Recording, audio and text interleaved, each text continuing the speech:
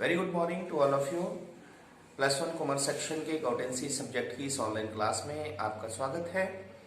Today we will discuss the adjustment, closing stock, depreciation, bad debts, provision for bad debts and goods lost by fire. इस video के बाद आप अंतिम रहत्या, ह्रास, डूबत ऋण, संदिग्ध देनदारों के लिए प्रावधान और माल की चोरी से हानि समायोजनों को अंतिम खातों में किस तरह से हम रिकॉर्ड करते हैं ये जान पाएंगे। तो न्यूमेरिकल क्वेश्चन की सहायता से इन सभी एडजस्टमेंट्स को हम समझते हैं। Goods lost by fire, goods से रिलेटेड जो भी समायोजन तलपट के बाहर दिया होता है, जैसे गुड्स लॉस्ट बाय फायर है, गुड्स लॉस्ट बाय थेफ्ट है, goods given away as charity है, इन सभी को हम व्यापारी खाते के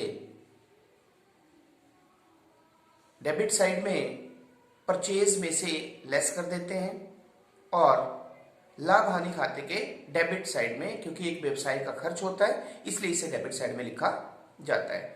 तो हम न्यूमेरिकल की सहायता से ये डिस्कस करते हैं। तो जैसे कि आपके सामने न्यूमेरिकल है, prepare trading and profit and loss account and balance sheet for the year ended 31 दिसंबर 2019।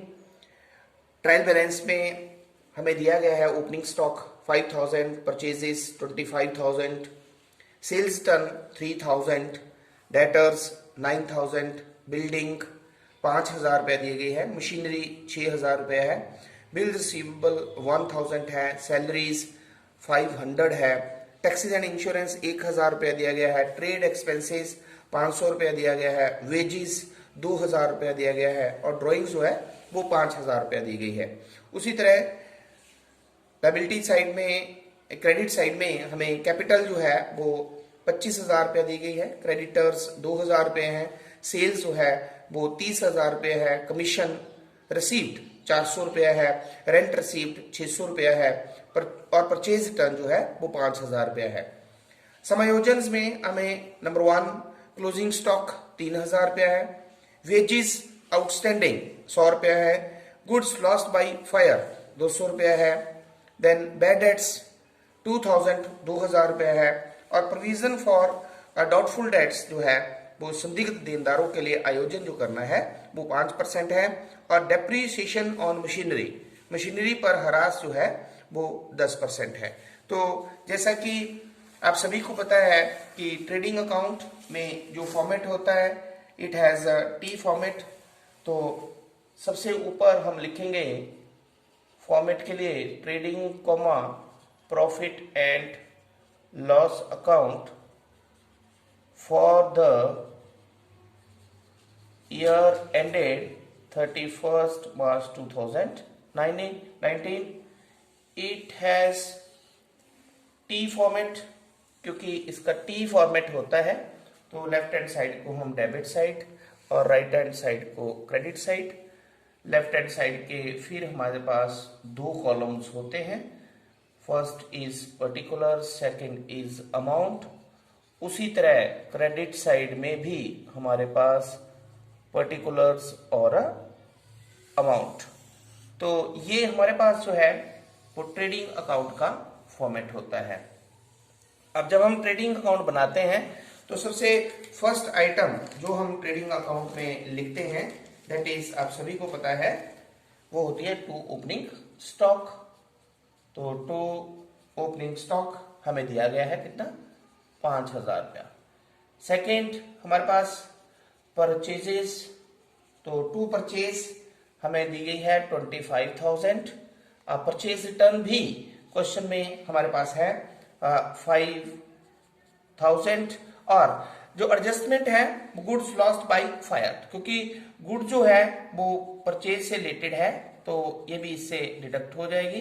तो गुड्स लॉस्ट बाय फायर, जो भी आपके सामने क्वेश्चंस में रेड कलर में आइटम्स दी गई हैं तो इसका मतलब उनसे रिलेटेड हमारे पास जो है वो एडजस्टमेंट है। तो 2,000, तो सॉरी 200, तो टोटल जो हम डिडक्ट करेंगे वो करेंगे 5200। तो 25,000 में से 5200 जब हमने लेस किया तो it is 19,800। Next is wages. तो वेजेस भी हमारे पास रेड कलर में है, इसका मतलब एडजस्टमेंट है, और एडजस्टमेंट है हमारे पास आउटस्टैंडिंग वेजेस, ऐसी वेजेस जो हमने पे नहीं की है, अद्यत है, तो इसे हम संबंधित वे में जमा कर देते हैं। तो ये 100 रुपीज है, तो टोटल जो है हम लिखेंगे वेजेस 2100 रुपया। देन क्रेडिट साइड में वी हैव ओनली 2 आइटम्स। तो फर्स्ट इज सेल्स।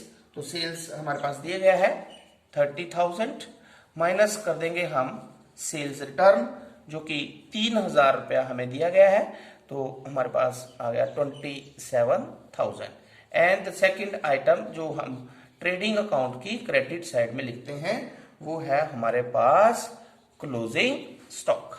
ठीक है, तो अब हम टोटल कर देते हैं। तो क्रेडिट साइड हमारे पास ज्यादा लग रही है, yes it is 30,000, it is 30,000। तो डेबिट साइड का टोटल आप रफ में कर लें तो ये हो गया हमारे पास 009, देन 26,900 को हम 30,000 में से डिडक्ट जब करेंगे तो इट इज हमारे पास आ गया 3,100 ग्रॉस प्रॉफिट।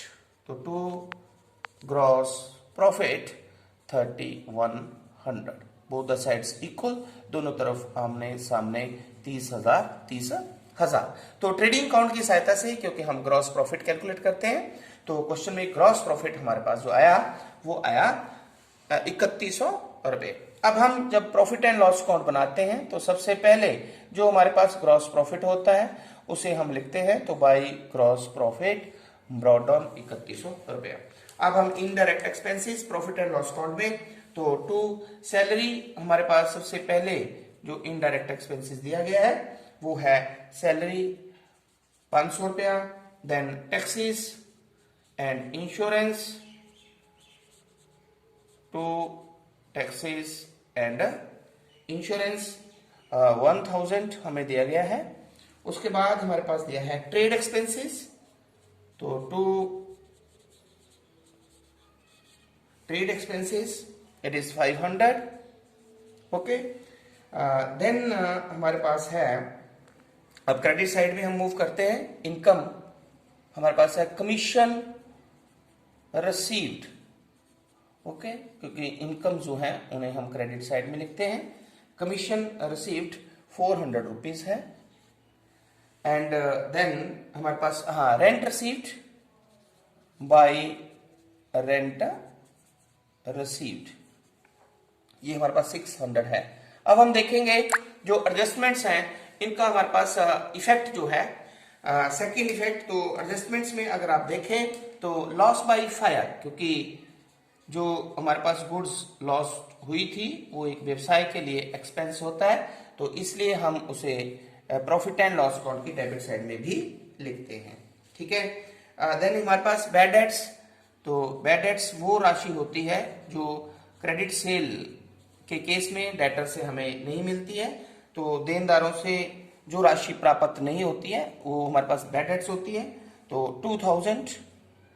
और उसी तरह प्रोविजन फॉर डाउटफुल डेट्स भी दिया गया है, जो हमारे पास संदिग्ध देनदार हैं उनसे भी पैसा मिल सकता है या नहीं मिल सकता है। कुछ देनदार ऐसे होते हैं जिनसे राशि नहीं मिलती है, तो उसे हम बोलते हैं डाउटफुल डेट्स। तो इस पे प्रोविजन जो करना है, यहाँ पे ध्यान रखना है आपने, तो नेट डेटर्स की वैल्यू है हमारे पास 9,000, उसमें से जो बैड डेट्स हमारे पास जो पैसा डूब गया वो हमने माइनस कर देना है।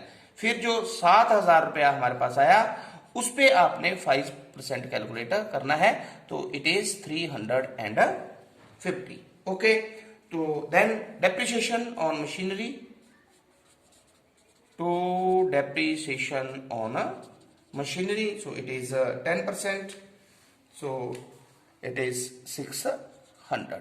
ओके, 6,000 पे 10%।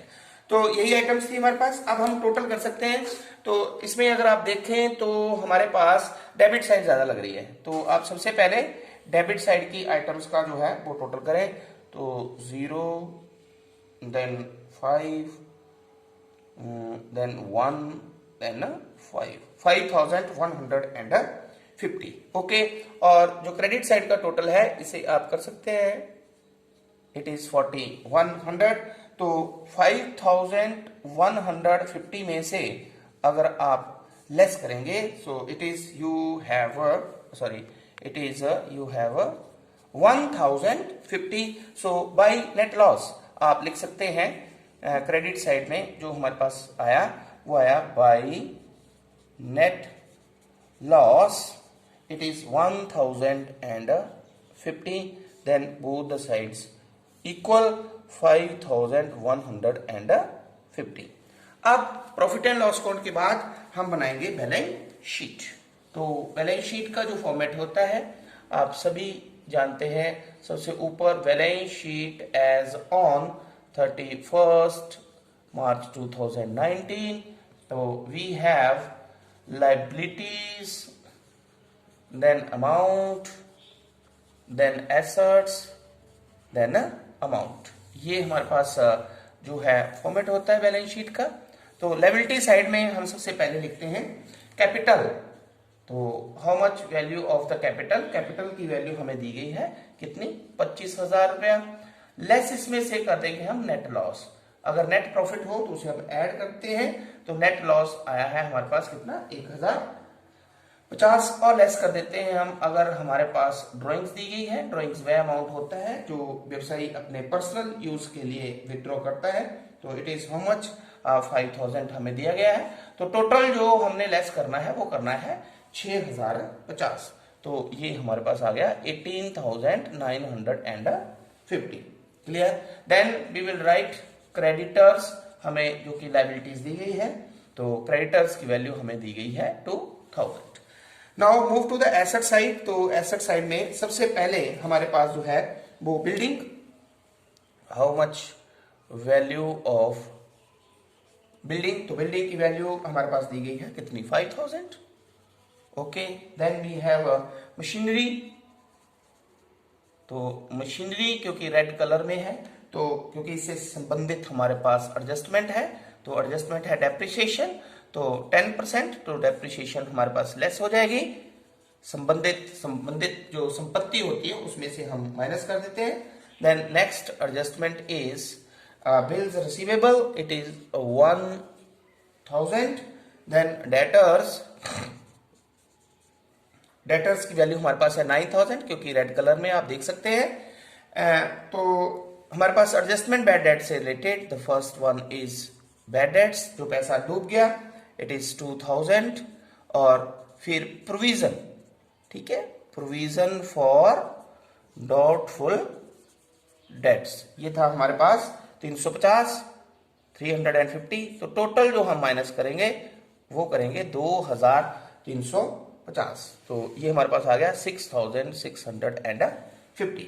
अब हम चलते हैं एडजस्टमेंट्स की तरफ कि ऐसी कोई एडजस्टमेंट जिसका सेकंड इफेक्ट ना हुआ हो, क्योंकि हर समायोजन जो हर एडजस्टमेंट होती है उसका डबल इफेक्ट होता है। तो क्लोजिंग स्टॉक, तो क्लोजिंग स्टॉक हमारे पास दिया गया है 3000। और देन हमारे पास है wages outstanding. Wages outstanding, how much it is, 100 rupees. तो इस तरह से अब हम टोटल करते हैं। तो एसेट साइड का टोटल अगर आप देखें तो हमारे पास है 21,050 लायबिलिटी साइड का। देन एसेट साइड का टोटल भी अगर आप करें तो ये भी हमारे पास है 21,050। तो इस तरह से संपत्तियां जो हैं वो हमारे पास दायित्व और पूंजी के बराबर है।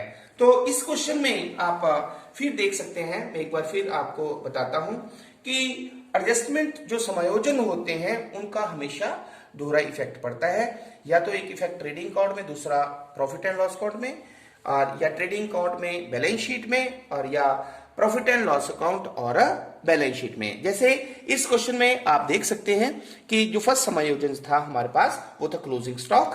तो क्लोजिंग स्टॉक जो है उसे हमने ट्रेडिंग अकाउंट की क्रेडिट साइड में लिखा, क्लियर। और दूसरा इफेक्ट जो है वो इसे हमने बैलेंस शीट की एसेट साइड में लिखा। Clear. Then second is the goods lost by fire. 200 रुपया जो गुड्स लॉस्ट हुई थी, हमें जो है वो आग से माल का नुकसान हुआ था, तो ये 200 रुपये जो है ये हमने एक परचेज में से लेस किया ट्रेडिंग अकाउंट के डेबिट साइड में, और दूसरा हमने इसे लाभ हानि खाते की डेबिट साइड में लिखा। दो इफेक्ट हुए। क्लियर। थर्ड हमारे पास है जैसे वेजेस आउटस्टैंडिंग। तो वेजेस आउटस्टैंडिंग को देख सकते हैं आप कि हमने उसे वेजेस में जमा कर दिया। आउटस्टैंडिंग का मतलब होता है अद्यत जो हमने एक्सपेंसेस अभी पे करना होता है, इसलिए उसे संबंधित वे में जमा कर देते हैं। और इसका दूसरा इफेक्ट, क्योंकि लायबिलिटी बड़ी व्यवसाय की, तो 100 रुपीज को वेजेस आउटस्टैंडिंग के रूप में हमने जो है वो इसे दायित्व पक्ष में दिखाया। क्लियर। देन थर्ड हमारे पास है जैसे बैड डेट्स। तो वह राशि जो देनदारों से प्राप्त नहीं होती है, डूब जाती है, उसे हम बोलते हैं बैड डेट्स। तो बैड डेट्स जो कि खर्चा हुआ व्यवसाय के लिए, एक इसे हमने लाभ हानि खाते के डेबिट साइड में दिखाया, और दूसरा क्योंकि ये देनदारों से संबंधित होता है, ये वह राशि है जो देनदारों से नहीं प्राप्त होती है, इसलिए हमने इसे डेटर्स में से डिडक्ट कर दिया बैलेंस शीट की एसेट साइड में। Then provision for doubtful debts जो होता है, संदिग्ध देनदारों पर प्रावधान, वो भी व्यवसाय के लिए आयोजित जो है वो एक नुकसान होता है, इसलिए इसे भी हमने लाभ हानि खाते की डेबिट साइड में लिखा। ठीक है। यहां पे एक बात ध्यान रखनी है आपने कि जो ये प्रोविजन हमने कैलकुलेट करना है, ये हमने जो टोटल डेटर्स होते हैं उसमें से जो डूब गया पैसा, जो बैड डेट्स है, वो राशि माइनस करके जो आती है उस पे कैलकुलेट करते हैं। जैसे 9000 में से 2000 लेस किए तो 7000 पे 5% 350। और इसका दूसरा इफेक्ट फिर क्योंकि ये देनदारों से संबंधित होता है, तो इसे हमने बैलेंस शीट में डेटर में से लेस कर दिया। क्लियर। देन हमारे पास डेप्रिसिएशन। तो डेप्रिसिएशन जो है वो व्यवसाय के लिए नुकसान होता है, खर्चा होता है, इसलिए इसे हमने जो है वो लाभ हानि खाते के डेबिट साइड में दिखाया, और दूसरा इसे हमने संबंधित संपत्ति में से बैलेंस शीट में संबंधित संपत्ति जैसे मशीनरी थी, तो मशीनरी की वैल्यू में से हमने इसे जो है वो माइनस कर दिया। तो इस तरह से आज के इस वीडियो में हमने अदत वे हरास, closing stock, bad debts, provision for bad debts and the goods lost by fire, adjustments को अंतिम खातों पर किस तरह से इनका डबल इफेक्ट होता है, ये हमने डिस्कस किया। तो आई होप आपको ये कंसेप्ट जो है वो अच्छी तरह से समझ में आ गया होगा। Thank you very much.